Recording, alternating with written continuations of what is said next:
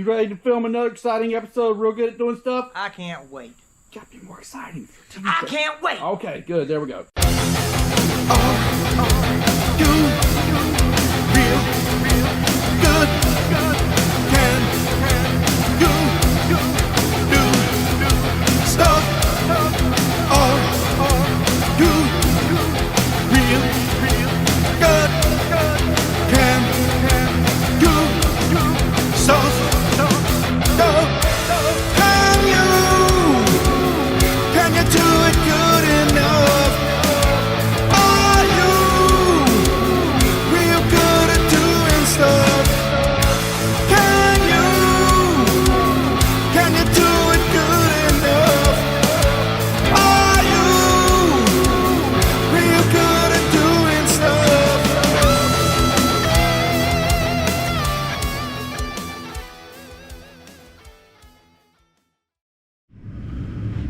All right, real good stuff doers. It's time for another unbelievably exciting and amazing episode of Real Good at Doing Stuff. Today, I'm here with Eric Yost of Customs by Bigun, Fab Shop. Eric's shop and my shop are really on the same property. There's Eric's shop. And pretty much all the motors that we do, just everything goes back and forth between the two shops. And this one's no exception.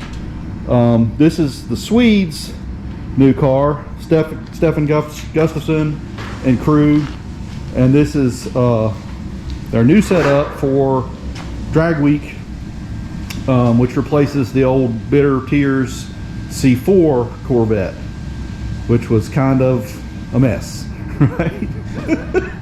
But, so tell us what we got as far as the improvements on this unit here. So this is a second gen Camaro. Yeah, 7.5 Camaro. It's a G-Force chassis, so it's night and day better than what we had for the C4 Corvette. Right. Yep.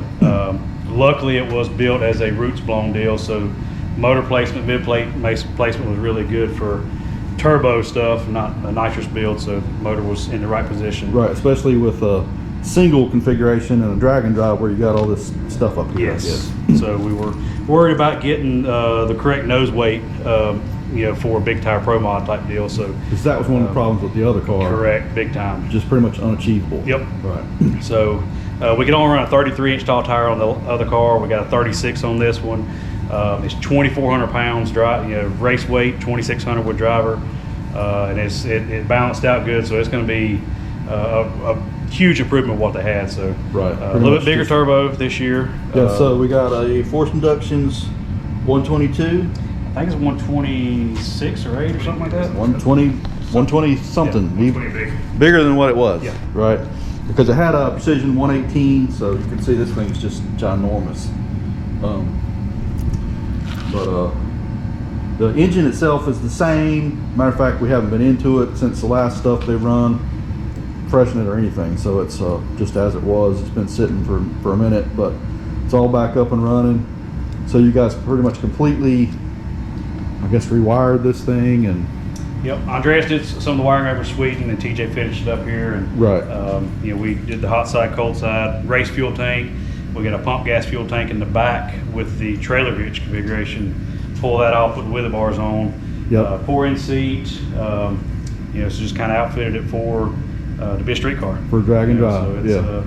So back here as the I guess this is for his roof mount ski boxes that he's keeping all his accessories in for drive, and then underneath here is a fuel cell for pump gas, once again for the drive. Anything else we need to go over with? I guess most of the transmission, everything's same pretty much. Same, yep. Dave's trans. Yeah, Dave's dumps in the back. Yeah, my dump system here, all that's the same. Humongous transcooler all built into that radiator stack there. Right, ginormous, I guess radiator, NASCAR style radiator up here, ready to drive and do the thing. So today we're just gonna really just make sure all our inputs and outputs are working correctly, and push on the rollers a little bit, just make sure everything's good so they can go down to Florida and do Sick Week.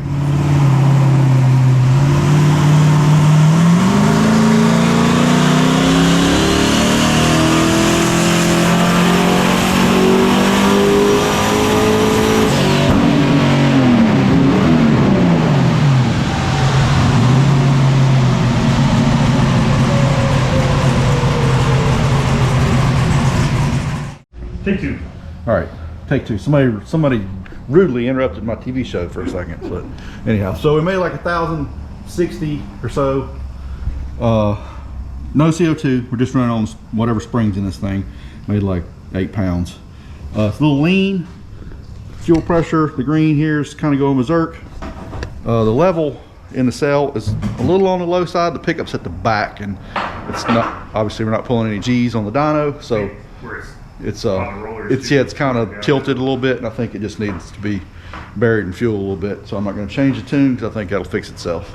I'm just going to make sure all the inputs and outputs are working as prescribed, and then we'll add a little trickle of CO2.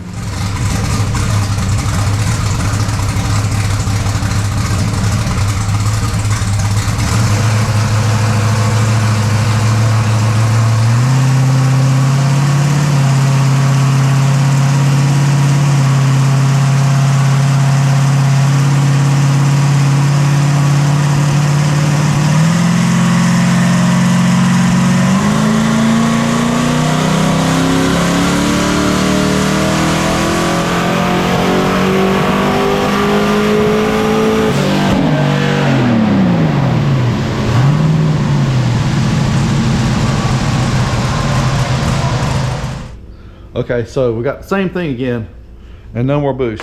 And we found that Stefan has a master burnout switch on here that has to be enabled. This is the European edition of Real Good at Doing Stuff, so they do things a little different over there, and that's all it was. So anyhow, we found the switch, and I think we're going to be good for 10 pounds of dome. Let's try that. It's in the ECU.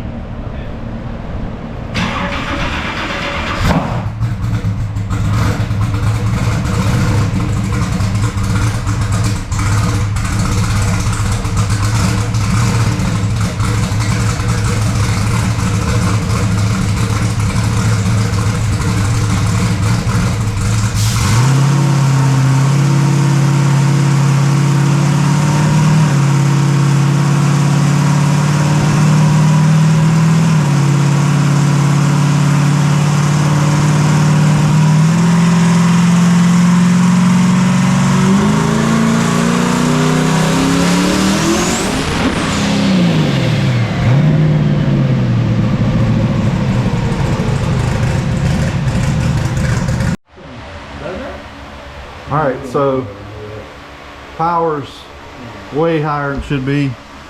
Boost goes to 60 pounds, and I think it hit the boost cut at some point, and when it backfired and kinked our pipe a little bit, so we're gonna have to reinforce that so that we can't do that anymore.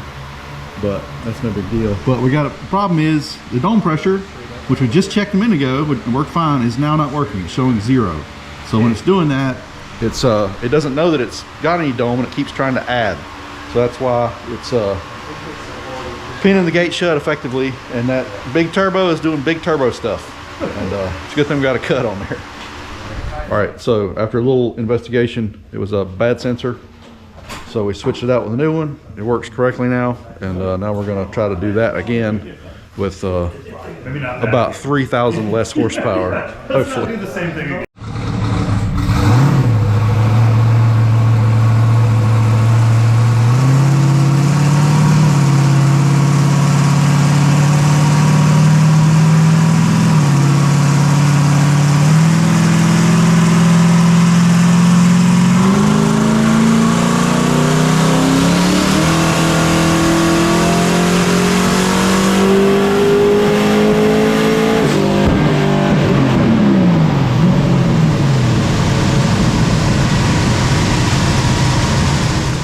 Okay, so that got us 1,200 or right at it.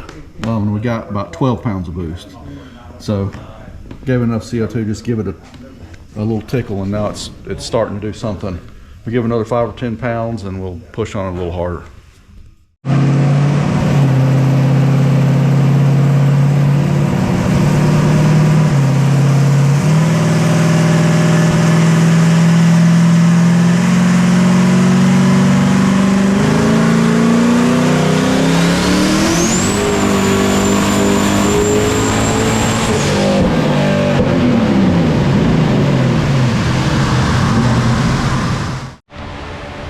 so that held close to 15. Everything looks the same. Fuel trim's hardly doing anything. A lot of this is already sorted out, so it's not any different. It pops the gate open at 25 or so, and then holds about 18 or 19 through there. So I'll probably just add a little more for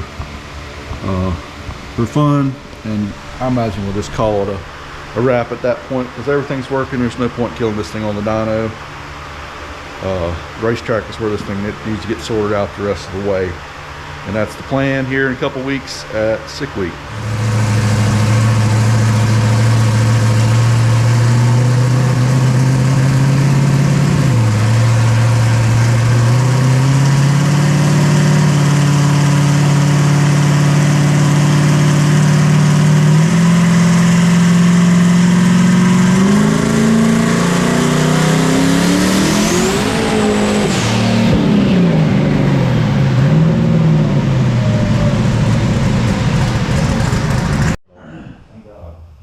So that was 18 and change. You heard the motor come up and then blow the gate open and kind of level off. It blew it open in about 32 pounds here, leveled off about 24. None of that'll happen at the racetrack because we're going through the gate on the way up. But anyhow, that's enough for today. Like, share, subscribe, all that nonsense.